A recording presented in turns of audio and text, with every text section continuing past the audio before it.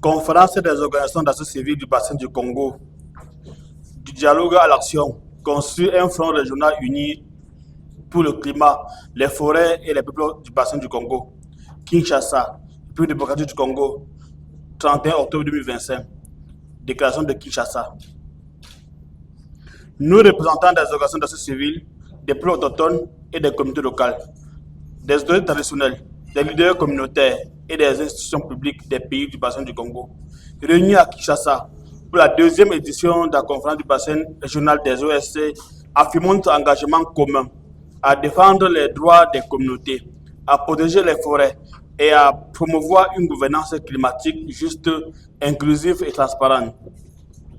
Les forêts du bassin du Congo, deuxième poumon écologique mondial, sont gravement menacées par la déforestation massive, l'exploitation illégale et non durable des ressources naturelles et la conversion des terres à des fins industrielles et extractives.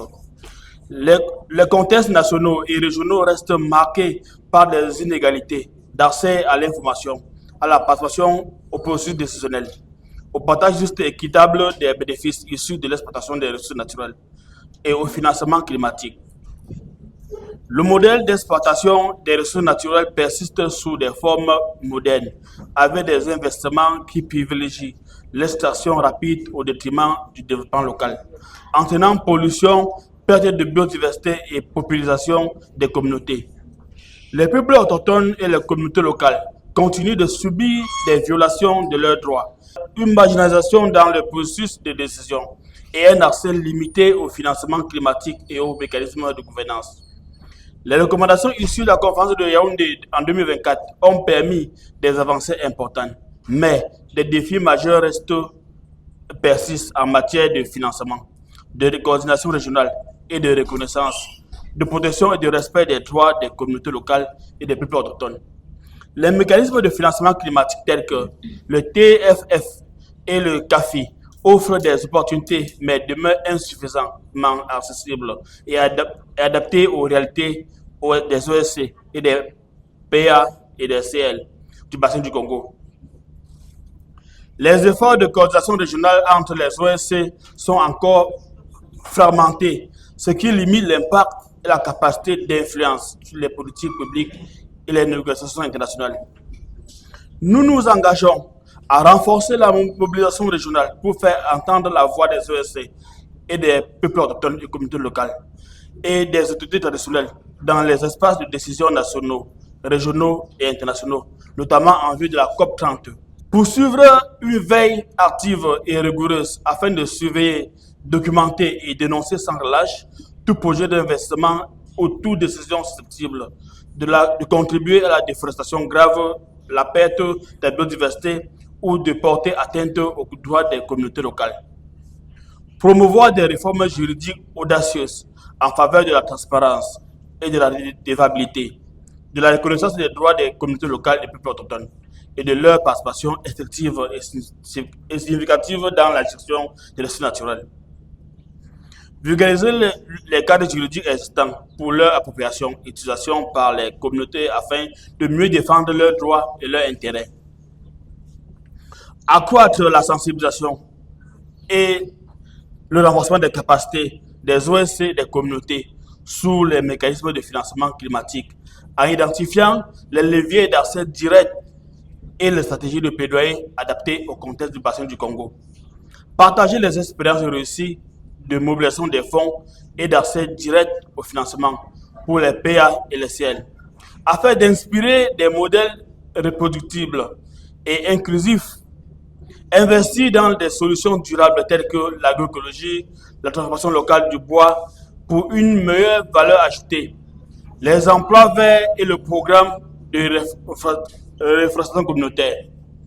Assurer le suivi et l'évaluation des engagements pris en mettant en place des mécanismes participatifs de redevabilité et de capitalisation des résultats. Continuer l'évaluation des projets carbone afin d'en identifier les aspects vertueux et néfastes et tirer des enseignements pour leur implémentation dans les différents pays du bassin du Congo. Organiser un dialogue inclusif de haut niveau avec les États du bassin du Congo pour évaluer et encourager les efforts consentis en termes d'amélioration de la législation nationale et régionale, en lien avec la protection de la biodiversité, la sécurisation foncière, la résilience climatique et la gestion durable des ressources naturelles.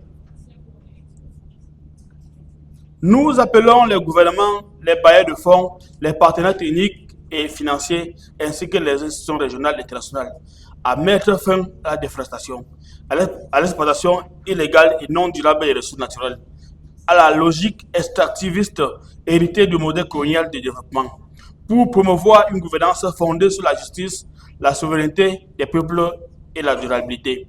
Investir dans des modèles de développement écologiquement responsables, socialement justes, notamment l'agroécologie, la transformation locale des ressources naturelles, les emplois verts et les programmes de reforestation. Promouvoir une conservation fondée sur les droits, qui reconnaît pleinement les droits des communautés locales et des peuples autochtones, en garantissant leur participation effective à la gestion des écosystèmes et à la prise des décisions. Reconnaître, protéger, respecter et promouvoir les droits des peuples autochtones et des communautés locales en intégrant leur savoir, leur voix et leurs priorités dans les politiques publiques et dans les législations. Structurer l'expertise régionale pour des projets pertinents ancrés aux réalités locales et exiger un allègement des procédures d'accès au financement pour l'État, les organisations d'association et les peuples autochtones ainsi que les communautés locales. Renforcer la sécurisation des terres et des forêts des communautés locales et des peuples autochtones pour prévenir l'accaparement foncier, freiner la déforestation, encourager les efforts de conservation et soutenir leur autodétermination et leur développement durable.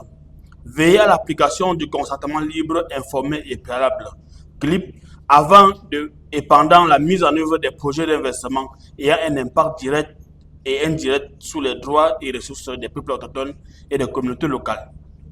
Assurer un partage juste et équitable des bénéfices issus de l'exploitation des ressources naturelles afin que les populations concernées soient les premiers bénéficiaires du développement généré sur leur territoire de vie. Soutenir les initiatives portées par les OSC et les communautés locales du bassin du Congo en garantissant un accès équitable, transparent et direct au financement climatique. Exiger des pays du Nord qu'ils assument leurs responsabilités historiques en s'acquittant de leurs dettes climatiques, en cessant de polluer et en soutenant les efforts de résilience et d'adaptation des pays du Sud avec des financements non conditionnés suffisants pour la protection des forêts du bassin du Congo. Cette déclaration de Kinshasa incarne notre volonté collective de passer du dialogue à l'action en construisant un front régional uni pour le climat et les forêts, la gouvernance et la gestion des ressources du bassin du Congo. Elle constitue une feuille de route d'ici 2030, un appel à la responsabilité partagée pour préserver notre patrimoine commun et garantir la justice climatique pour tous. Adopté à Kinshasa le 31 octobre 2025 par les participants et participants à la conférence des OSC du bassin du Congo. Je vous remercie.